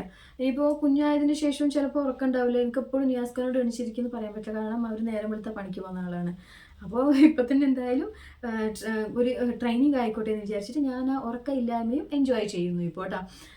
മൊബൈൽ നോക്കിയിട്ടും നമ്മളിപ്പോൾ പകൽ എങ്ങനെയായിരിക്കുന്നു അതേപോലെ രാത്രി, കാരണം ഇവിടെ നല്ല വെളിച്ചമുണ്ട് കേട്ടോ, അതുകൊണ്ട് പിന്നെ പേടിയില്ല. കറണ്ട് പോയാൽ മാത്രമേ ഞാൻ നിയാസ്കാനെ വിളിക്കാറുള്ളൂ. കറണ്ട് പോയാൽ പിന്നെ ഞാൻ പിന്നെ നോർമലായിട്ട് എനിക്ക് ഭയങ്കര പേടിയാണ്. അപ്പോൾ നിയാസ്കാനെ കുറച്ച് നേരം വിളിക്കും. അപ്പോൾ നിയാസ്ക എണീച്ചിരിക്കും. പിന്നെ നിയാസ്കാൻ്റെ മടിയിൽ അങ്ങനെ ഇരുന്നിട്ട് ഞാൻ, അപ്പോൾ നിയാസ്ക ഇരുന്ന് ഉറങ്ങുമല്ലോ ചെയ്യും ചില സമയം. കറണ്ട് പോയ സമയത്തല്ല ഞാൻ ബുദ്ധിമുട്ടിക്കുന്നുണ്ടോ. ഓക്കെ, അങ്ങനെയാണ് ജേർണി. അപ്പോൾ ഇപ്പോഴുള്ള സംഭവത്തിന് നമ്മൾ എൻജോയ് ആക്കുക, അത്രയേ ഉള്ളൂ കേട്ടോ. ഉറക്കമില്ല എന്നിട്ട് ടെൻഷൻ അടിച്ചുകൊണ്ടിരിക്കുക, ഭക്ഷണം കഴിക്കുന്നില്ല എന്നിട്ട് ടെൻഷൻ അടിച്ചുകൊണ്ടിരിക്കുക, അങ്ങനത്തൊന്നും ചെയ്യരുത്. പിന്നെ സപ്ലിമെൻറ്റ്സ്, വൈറ്റമിൻ സപ്ലിമെൻറ്റ്സ് കൃത്യമായിട്ട് നിങ്ങൾ എടുക്കാൻ നോക്കുക, നെഗ്ലക്റ്റ് ആക്കരുത് കേട്ടോ. കാരണം നെഗ്ലക്റ്റ് ആക്കിയാൽ നമുക്ക് ലാസ്റ്റ് പണി കിട്ടും. കാരണം ഞാൻ എൻ്റെ 2 ബേബീസിൻ്റെ ആ ഒരു സമയത്തും വൈറ്റമിൻസ് ഒന്നും ഞാൻ എടുത്തിട്ടില്ല, ഉള്ള കാര്യം പറയുന്നത് എടുത്തിട്ടില്ലായിരുന്നു. അപ്പോൾ ചെറിയ പ്രായമല്ലേ, ചെറിയ പ്രായത്തിൽ നമുക്ക് ഇതിൻ്റെ കാര്യഗൗരവം എത്രത്തോളം അറിയുമെന്ന് നിങ്ങൾക്കിപ്പോൾ ഒന്ന് ചിന്തിച്ചാൽ മതി. അപ്പോൾ അതിലൊന്നും വലിയ പ്രാധാന്യമൊന്നുമില്ല. പിന്നെ നമ്മളിപ്പോൾ ഉമ്മമാരെല്ലാം വൈറ്റമിൻസ് എല്ലാം എടുത്തിട്ടാണ് പ്രസവിച്ചതൊക്കെ ചിന്തിച്ചിട്ട് ആ സമയത്തൊന്നും ഞാൻ വൈറ്റമിൻസ് എടുത്തിട്ടില്ല. അന്ന് നമ്മളെ ബോഡിയിൽ വേണ്ടത്ര ഉണ്ടായിരിക്കാം, അത് ബേബിക്ക് കിട്ടി. പിന്നെ എൻ്റെ സെക്കൻഡ് ബേബി വന്നിട്ട് നല്ല വെയിറ്റും ഉണ്ടായിരുന്നു, 3 kg സംതിങ് ഉണ്ടായിരുന്നു കേട്ടോ. ആ സമയത്ത് ഞാൻ നല്ല ഭക്ഷണം കഴിക്കുമായിരുന്നു, എനിക്കങ്ങനെ വോമിറ്റിംഗ് ഒന്നും ഉണ്ടായിരുന്നില്ല, ഞാനെല്ലാം നല്ലോണം കഴിക്കുമായിരുന്നു. അതുകൊണ്ട് അങ്ങനത്തെ ബ്ലഡ് കുറവൊന്നും വന്നിട്ടില്ല കേട്ടോ. ഈ ഒരു സമയത്താണ് ഭക്ഷണമൊക്കെ കഴിക്കാതായി ബ്ലഡ് നന്നായി കുറഞ്ഞത്. അപ്പോൾ സപ്ലിമെൻ്റ് ആരും ഒഴിവാക്കാതിരിക്കുക, കൃത്യമായിട്ട് തീർന്ന പാടെ. ഇപ്പോൾ നമ്മൾ ഒരു പോക്കിന് പോയാൽ 30-40 ടാബ്ലറ്റ് തന്നിട്ട് അത് നമുക്ക് തീർന്നാൽ പെട്ടെന്ന് തന്നെ നമ്മൾ ഇത് നെഗ്ലക്റ്റ് ചെയ്ത് കാൽഷ്യം അല്ലേ, ഐറൺ അല്ലേ, ഫോളിക് ആസിഡ് അല്ലേ എന്ന് പറഞ്ഞിട്ട് സ്കിപ്പ് ചെയ്യരുത്. ആ ഫോളിക് ആസിഡെല്ലാം സ്റ്റാർട്ടിങ് സ്റ്റേജിൽ കുഞ്ഞിൻ്റെ എല്ലാ ഡെവലപ്മെൻറ്റിനും, പ്രത്യേകിച്ച് അതിൻ്റെ മണ്ട വളർച്ചയ്ക്കും ബോൺ വളർച്ചയ്ക്കും ഒക്കെ വേണ്ട സംഭവമാണ്. അതെല്ലാം നിങ്ങൾ വൈറ്റമിൻസ് ഒന്നും സ്കിപ്പ് ചെയ്യാതെ എടുക്കാം. ഓക്കെ, പിന്നെ വേറെ എന്താ നിങ്ങൾക്ക് പറഞ്ഞു തരാനുള്ളത്? ഉറക്കത്തിൻ്റെ കാര്യം പറഞ്ഞു, കാലുകയ്പ്പിൻ്റെ കാര്യം പറഞ്ഞു. അതിനൊക്കെ ചെറിയ ടിപ്സ് എന്ന് വെച്ചാൽ, ഈ കാല് നന്നായിട്ട് നമുക്കിങ്ങനെ വലിക്കുന്നുണ്ട്, ഉറക്കം വരുന്നില്ല എന്ന് വെച്ചാൽ 2 കാലിൻ്റെ ഇടയിലൂടെ നമ്മളൊരു പില്ലോ വെക്കുക, പില്ലോ വെച്ചിട്ട് അതിൽ കിടക്കാൻ നോക്കുക. പിന്നെ അതും കംഫർട്ടബിൾ അല്ല എന്നുണ്ടെങ്കിൽ നമുക്ക് പ്രഗ്നൻസി പില്ലോ ഉണ്ട്, സി പില്ലോ എന്ന് പറയും കേട്ടോ. അത് നമ്മളൊന്ന് മേടിക്കാൻ നോക്കുക. ഒരു 800-1000 ഉള്ളിലേ ഉള്ളൂ ആ ഒരു പില്ലോ വേണമെങ്കിൽ നിങ്ങൾക്ക് നല്ല കംഫർട്ടബിളായിട്ട് കിടക്കാൻ പറ്റും. അതൊന്ന് മേടിക്കാൻ ട്രൈ ആക്കുക. അത് മേടിക്കാൻ പറ്റാത്തവർ ഇങ്ങനെ കാലിൻ്റെ ഇടയിലൂടെ ഒരു പില്ലോ വെച്ചിട്ട് കിടക്കുക. പിന്നെ ഏത് കാലാണ് നമുക്ക് ഭയങ്കര കഴപ്പുള്ളത്, ആ കാല് ഒന്ന് ഉയർത്തി വെച്ചിട്ട് കിടക്കുക. ഒരു 2 പില്ലോ അല്ലെങ്കിൽ ഒരു 3 പില്ലോയിലും വെച്ച് കാലിൻ്റെ അടിയിൽ ഇങ്ങനെ വെച്ചിട്ട് അതിൻ്റെ മുകളിൽ നമ്മൾ കാല് വെക്കുക. കാല് കുറച്ച് ഉയർത്തി വെക്കുമ്പോൾ ബ്ലഡ് റിട്ടേൺ ആയിരിക്കും സർക്കുലേഷൻ ആകുക, അപ്പോൾ കുറച്ച് നമുക്ക് പ്രശ്നമില്ലാതാവും. പിന്നെ നമ്മൾ കൂടുതൽ നേരം ഇങ്ങനെ ഇരിക്കുകയാണ്, ബ്ലഡ് സർക്കുലേഷൻ കറക്റ്റായിട്ട് ഇല്ലെങ്കിൽ നമുക്ക് കാല് കയ്പ്പ് വരാം. അപ്പോൾ നമ്മളെ ഡോക്ടർ സജസ്റ്റ് ചെയ്തിട്ടുണ്ടെങ്കിൽ നമുക്ക് വാക്ക് ചെയ്യാം കേട്ടോ. വാക്ക് ചെയ്യുന്നത് കൊണ്ട് നമുക്ക് നന്നായിട്ട് ബ്ലഡ് സർക്കുലേഷൻ ഉണ്ടാവും, ആ നീര് കെട്ടി നിന്നത് ഒന്ന് പോവുകയും ചെയ്യും, അപ്പോൾ നന്നായിട്ട് ഉറക്കം വരും. പിന്നെ അതുപോലെ തന്നെ കിടക്കാൻ സമയത്ത് ഇളം ചൂടുവെള്ളത്തിൽ നമുക്ക് സഹിക്കാൻ പറ്റുന്ന ഒരു ചൂടുവെള്ളത്തിൽ ഉപ്പിട്ടിട്ട് കുറച്ച് നേരം കാല് അതിൽ വെച്ചിട്ട് പിന്നെ നന്നായിട്ടുള്ള ഏതെങ്കിലും ഓയിൽ കുഴമ്പോ എന്തെങ്കിലും മുട്ടുന്ന താഴോട്ടേക്ക് നന്നായിട്ട് ഒരാൾ സഹായം മേടിച്ചിട്ട്, അതായത് നിങ്ങൾ ഹസ്ബൻഡ് ആണെങ്കിൽ ഏറ്റവും ബെറ്ററാണ്, നന്നായിട്ട് തടവി ഇങ്ങനെ നമ്മൾ തിരുമ്മി എടുത്തിട്ട് ആ ഉപ്പുവെള്ളത്തിൽ കുറച്ച് നേരം കാലിട്ട് നമ്മൾ പോയി കുളിച്ചിട്ട് വന്ന് ഭക്ഷണം കഴിച്ചിട്ട് ഒറ്റയ്ക്ക് കിടക്കുന്നത്. പാല് കുടിക്കാണെങ്കിൽ പാല് കുടിച്ച് സപ്ലിമെൻറ്റ്സ് എല്ലാം എടുത്തിട്ട് കിടക്കാൻ നോക്കുക. പിന്നെ കുറേയെല്ലാം നമ്മൾ സഹിക്കാൻ പഠിക്കുക കേട്ടോ. ഇതെല്ലാം നോർമലാണ്. ഒരു അമ്മ ആവണമെങ്കിൽ ഒരുപാട് സംഭവങ്ങൾ നമ്മൾ സഹിക്കാനുണ്ട്. കാരണം നമ്മളെ ബോഡിയിൽ അത്രക്കും ചേഞ്ചസ് ആണ് വരുന്നത്, അത്രക്കും ഹോർമോൺസിൻ്റെ വേരിയേഷനാണ് നടക്കുന്നത്. അതിനുള്ള ബുദ്ധിമുട്ട് എന്തായാലും ഉണ്ടാവും. ഓക്കെ, അപ്പോൾ ഞാൻ ഇത്രയെല്ലാം കാര്യം പറഞ്ഞല്ലോ. അപ്പോൾ എൻ്റെ ഡേറ്റ് തന്നത് എപ്പോഴാണെന്ന് ഞാൻ കാണിച്ചു തരാം. ഇതാണ് ഞാൻ മിനിഞ്ഞാന്ന് HP ടെസ്റ്റ് ചെയ്തത് കേട്ടോ. ഇതിൽ എല്ലാം നോർമലാണ്. അപ്പോൾ എന്നത്തെ പോലെ ഇന്നും ഡയലോഗൊന്നും മാറുന്നില്ല, ഞാനൊക്കെ ഫോൺ വിളിച്ചത് കേട്ടോ. അതാണ്, ഇതിലും എല്ലാം നോർമലാണെന്ന് ചോദിച്ചാൽ എല്ലാം നോർമലൊന്നുമല്ല. എന്താ പറയുക, ബ്ലഡ് HP ലെവൽ ഭയങ്കര കുറവാണ്. അതാണ് എനിക്ക് ഈ ഒരു രീതിയിലുള്ള പ്രശ്നങ്ങളൊന്നും. അപ്പോൾ ഇത് നിങ്ങൾക്ക് ആവശ്യമില്ല, കുഴപ്പമില്ല. എല്ലാവർക്കും ഇപ്പോൾ HP ലെവലൊന്നും കുറയണമെന്നൊന്നുമില്ല. പിന്നെ ഞാൻ ഗ്രോത്ത് സ്കാൻ എടുത്തിട്ടുണ്ട്, അത് ഞാൻ നിങ്ങൾക്ക് കാണിച്ചു തന്നിട്ടുള്ളൂ. പിന്നെ വേറൊരു കാര്യം എന്താണെന്ന് വെച്ചാലില്ലേ, ഇതുപോലെ ഒരു ഫയൽ ഇതന്നെ വേണമെന്നില്ല, നിങ്ങളെല്ലാ റിപ്പോർട്ടും നിങ്ങൾ ഇതിൽ സേഫായി വെക്കുക. അന്ന് ഇപ്പോൾ നമ്മൾ ഒരു മാസം പോയി അതിൽ HP-ൻ്റെ ലെവൽ നോക്കിയതും ബ്ലഡ് ഷുഗർ അല്ല സ്കാൻ ചെയ്ത റിപ്പോർട്ടെല്ലാം കൊണ്ടുവരിക, എന്നിട്ട് അവർ തന്ന ആ പാക്കറ്റ് തന്നെ എവിടെയെങ്കിലും ചാടുക, പിന്നെ നെക്സ്റ്റ് പോകുക, പിന്നെ എടുക്കുക. അത് ചെയ്യരുത്. കാരണം ഇത് നമ്മളിപ്പോൾ പറയാൻ പറ്റില്ല, നമ്മൾ പോയിക്കൊണ്ടിരിക്കുന്ന ഹോസ്പിറ്റലിൽ അവിടെ തന്നെ നമ്മൾ കാണിക്കുകയുള്ളൂ, അല്ല വേറെ ഹോസ്പിറ്റലിലൊന്നും പോകില്ല, അങ്ങനെയൊക്കെ നമ്മൾ ചിന്തിക്കാനാവില്ല കേട്ടോ. നമ്മളിപ്പോൾ ഒരു 8 month എല്ലാം കഴിഞ്ഞിട്ട് നമുക്ക് കുറച്ച് ദൂരെ എവിടെയെങ്കിലും, കുറേ ദൂരമല്ല കുറച്ച് ദൂരെയാണെങ്കിൽ നമ്മളൊരു ജേർണി ചെയ്യുവാണെങ്കിൽ ഈ ഒരു ഫയൽ നമ്മൾ ആ വണ്ടിയിൽ ക്യാരി ചെയ്യുക. കാരണം നമുക്ക് പെട്ടെന്ന് പെയിനോ കാര്യങ്ങളോ വന്നാൽ അവിടെയുള്ള ഡോക്ടേഴ്സിന് നമ്മൾ ഡീറ്റെയിൽ മൊത്തത്തിൽ നോക്കാൻ വേണ്ടിയിട്ട് ഈസി ആകും. പിന്നെ അവർ നമ്മളെ കളിപ്പിക്കാൻ നിൽക്കില്ല കേട്ടോ. അതുകൊണ്ട് ഇങ്ങനെ ഒരു ഫയൽ നിങ്ങൾ പ്രിപ്പയർ ചെയ്ത് വെക്കുക. അപ്പോൾ കിട്ടിയ ഡോക്യുമെൻ്റൊന്നും നമ്മൾ അവിടെ ഗോദ്രേജിൽ വെച്ച് കളയാതെ നീറ്റായിട്ട് സേഫായിട്ട് എടുത്ത് വെക്കാൻ നോക്കുക കേട്ടോ. അപ്പോൾ ഇത് എൻ്റെ ഗ്രോത്ത് സ്കാനാണ്. ഗ്രോത്ത് സ്കാന് ബേബി ഞാൻ ഇതിപ്പോൾ എടുത്തുന്ന 33 വീക്കിൽ കേട്ടോ. 7.5 ആയ ആ ഒരു സമയത്താണ് എടുത്തത്. 7 സ്റ്റാർട്ട് ആകുമ്പോൾ, ഹാഫ് അല്ല, 7 സ്റ്റാർട്ട് ആകുമ്പോൾ എടുത്ത സ്കാനിങ് ആണ്, ഗ്രോത്ത് സ്കാനിങ്. ഇതിൽ ബേബിക്ക് നല്ല ഗ്രോത്ത് ഒന്നും ഇല്ല. കാരണം ഞാൻ പറഞ്ഞില്ലേ, എനിക്ക് ബ്ലഡ് ഇല്ല, ഞാൻ ഭക്ഷണം കഴിക്കുന്നില്ല, അതുകൊണ്ട് ബേബിക്കും വലിയ ഗ്രോത്ത് ഒന്നും ഉണ്ടായിരുന്നില്ല. ഹെഡിൻ്റെ സർക്കംഫറൻസ് വന്നിട്ട് 295.5 mm ആണ്. 32 പിന്നെ 4 ഡേയ്സിൻ്റെ ആ ഒരു വളർച്ച ഹെഡിൻ്റെ ഇത് കാണുന്നുള്ളൂ കേട്ടോ. അബ്ഡോമിനൽ വന്നിട്ട് 30 വീക്കിൻ്റെതേ കാണുന്നുള്ളൂ, 265.0 mm. പിന്നെ ഫീറ്റസിൻ്റെ ലെങ്ത്ത്, അതായത് നീളം എത്ര ഉണ്ട്, അത് മാത്രം ഇത്തിരി കൂടുതലുണ്ട് കേട്ടോ. 64.0 mm ആണ്. അതും 33 വീക്ക് കാണിക്കുന്നുണ്ട്.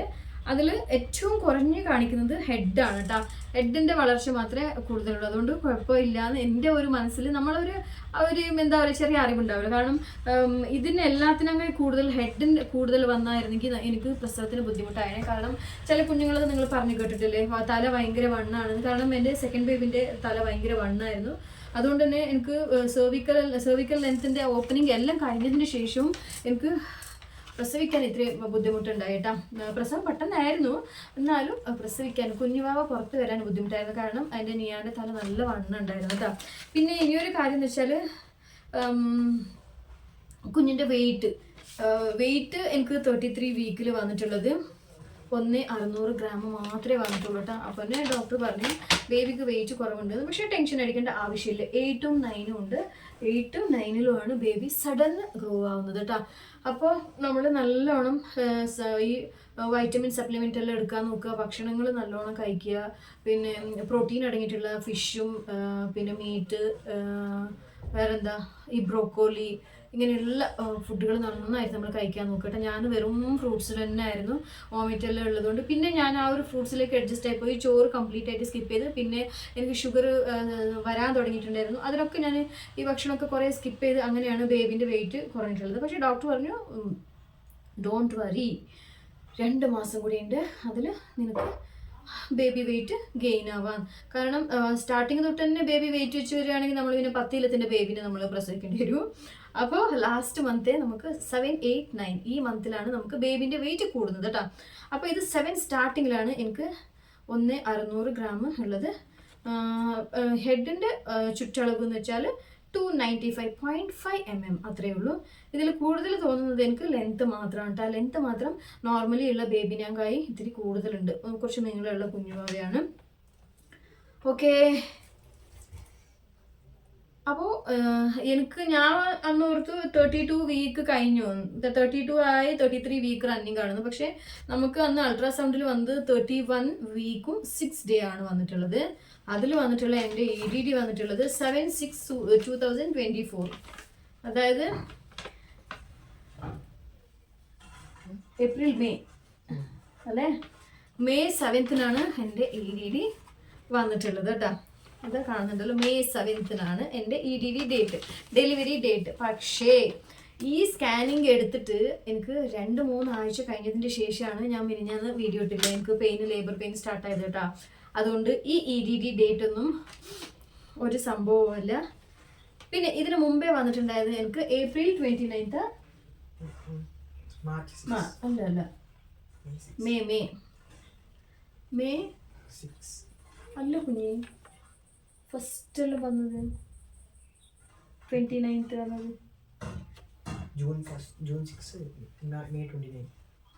May 29 അല്ലേ. ഓക്കെ, ഇത് ജനുവരി, ഫെബ്രുവരി, March, April, May, June. Okay, ഇത് June 7th എൻ്റെ ഡേറ്റ് കാണിക്കുന്നത്, EDD ഡേറ്റ് വന്നിട്ട്. അപ്പോൾ ഏപ്രിൽ, മെയ് ഫുള്ള് കഴിയണം, മെയ് എൻഡിങ്ങിൽ. അപ്പോൾ ആ ഒരു സമയത്ത് ഞാൻ ഓർത്തായിരുന്നു. അപ്പോൾ മെയ് എൻഡിങ്ങിലാണ്. ഇന്ന് എത്ര ഡേറ്റ്? 25. അപ്പോൾ ഞാൻ ഓർത്തായിരുന്നു മെയ് എൻഡിങ്ങിലാകുമായിരിക്കും. പക്ഷേ ഇതിൽ വന്നിട്ടുള്ളത് 7/6/2024 ആണ്. ഇത് തന്നതിന് ശേഷമാണ് ഇൻകമിംഗ് വോയിസ് കോൾ. അപ്പോൾ ഓക്കെ, ഇതൊരു ഡേറ്റ് അങ്ങനെയാണ്. ഈ ഡേറ്റ് പ്രകാരം എനിക്ക് ഈ ഒരു മാസം കംപ്ലീറ്റ് ഉണ്ട് കേട്ടോ.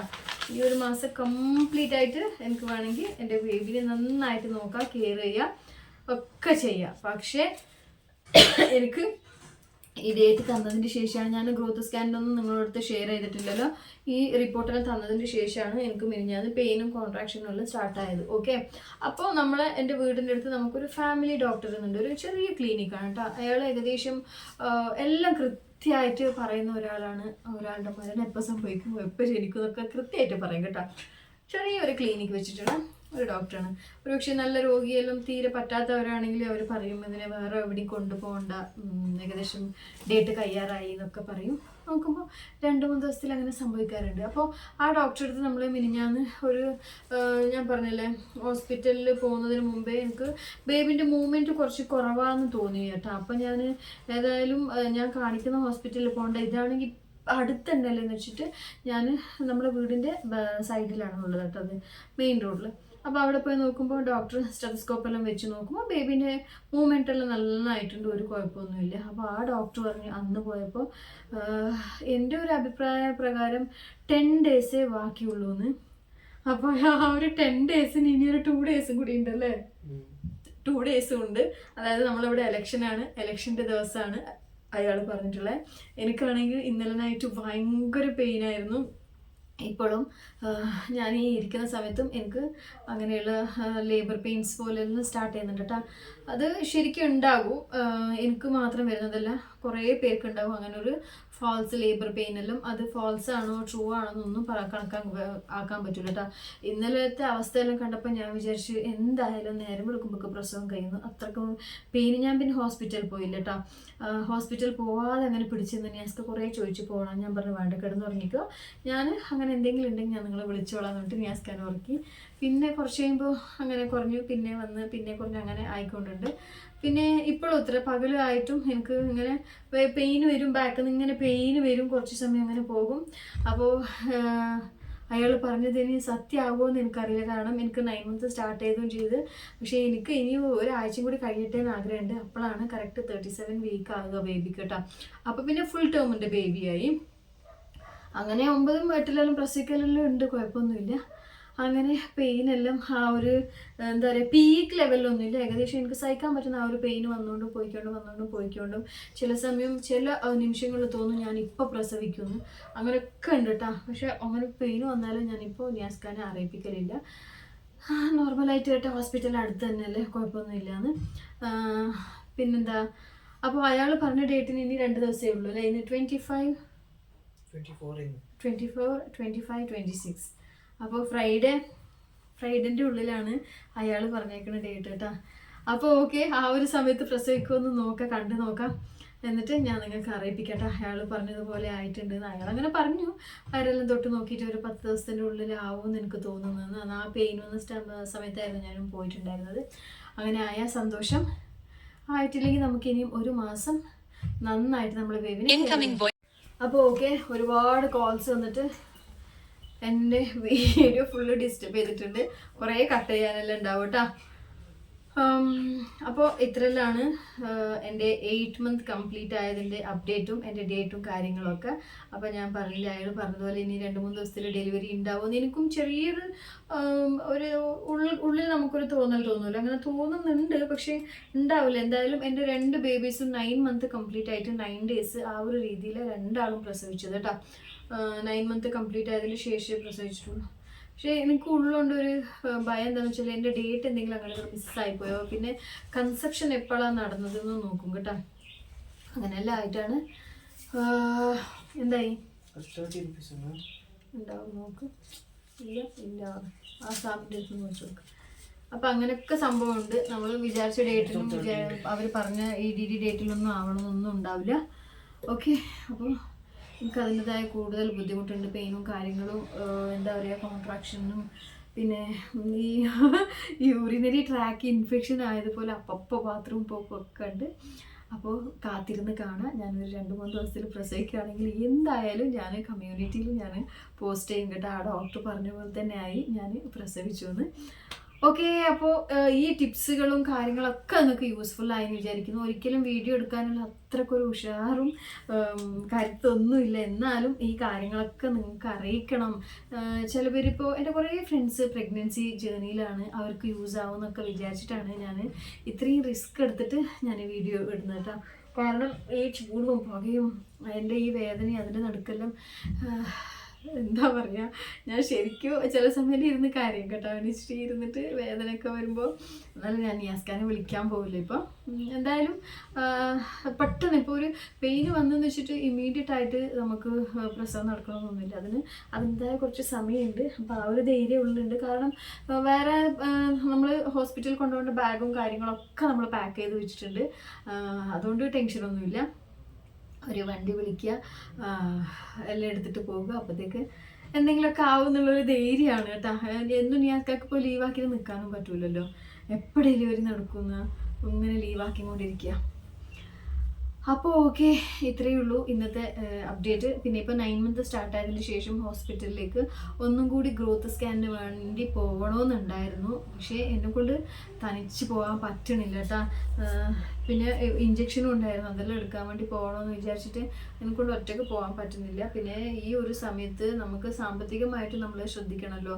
അപ്പോൾ വെറുതെ ലീവാക്കിയിട്ട് ഇരുന്നാൽ നിയാസ്കാൻ്റെ ഒരു ദിവസത്തെ പണി അങ്ങ് പോയി കിട്ടും. അതുകൊണ്ട് പിന്നെ ഞാനിന്ന് പോയുമില്ല. നാളെ എനിക്ക് ഒരുപക്ഷെ ഉഷാറുണ്ടെങ്കിൽ ഞാൻ തനിച്ച് പോയി കാണിച്ചിട്ടെല്ലാം വരാമെന്നുള്ള കപ്പാസിറ്റി എനിക്ക് തോന്നുകയാണെങ്കിൽ ഞാൻ നാളെ ഒന്നും കൂടി പോയിട്ട് 9 മന്ത് ആയപ്പോൾ ബേബിക്ക് എത്ര വെയിറ്റ് ഉണ്ടെന്ന് ഒരു ഗ്രോത്ത് സ്കാനും കൂടി ആക്കി. പിന്നെ നാളെ തൊട്ടിട്ട് ഇൻറ്റർണൽ ചെക്കപ്പ് ഉണ്ടാവും. 9 മന്ത് സ്റ്റാർട്ടായാൽ നമുക്ക് വീക്ക്ലി വൺസ് ആണ് ടെസ്റ്റ് വരുന്നത് ഇവർ. കാരണം ബേബീൻ്റെ ഹെഡ് ഫിക്സ് ആയിട്ടുണ്ടോ, സെർവിക്സ് ഓപ്പൺ ആയിട്ടുണ്ടോ, ബേബി ഗ്രോത്ത് ഉണ്ടോ ഒക്കെ നോക്കണമല്ലോ. പിന്നെ അംബ്ലിക്കൽ കോഡ് ചുറ്റിട്ടുണ്ടോ എന്നൊക്കെ നോക്കും. അമ്നിയോട്ടിക് ഫ്ലൂയിഡിൻ്റെ ലെവൽ നോക്കും. അപ്പോൾ ആഴ്ചയാണ് ചെക്കപ്പിന് പോകേണ്ടത്. അപ്പോൾ ഓക്കെ, ഇന്നത്തെ അപ്ഡേറ്റ്സ് ഇത്രയേ ഉള്ളൂ. എന്തെങ്കിലും സംശയങ്ങളൊക്കെ ഉണ്ടെങ്കിൽ നിങ്ങൾ കമൻറ്റ് ബോക്സിൽ വന്ന് ഷെയർ ചെയ്യുക. അപ്പോൾ ഓക്കെ, ബൈ ബൈ. നെക്സ്റ്റ് ഒരു വീഡിയോ, അടിപൊളി വീഡിയോ ആയിട്ട് വരാം. ഒരു 2 യൂസ്ഫുൾ ആയിട്ടുള്ള പ്രൊഡക്റ്റുകൾ ഞാൻ അതിൽ പരിചയപ്പെടുത്തി തരാം, പ്രഗ്നൻസിയിലും ആഫ്റ്റർ ഡെലിവറിയിലും. ഓക്കെ, അപ്പോൾ ഓക്കെ ബൈ. അടുത്ത ഒരു അടിപൊളി വീഡിയോ ആയിട്ട് കാണുന്നത്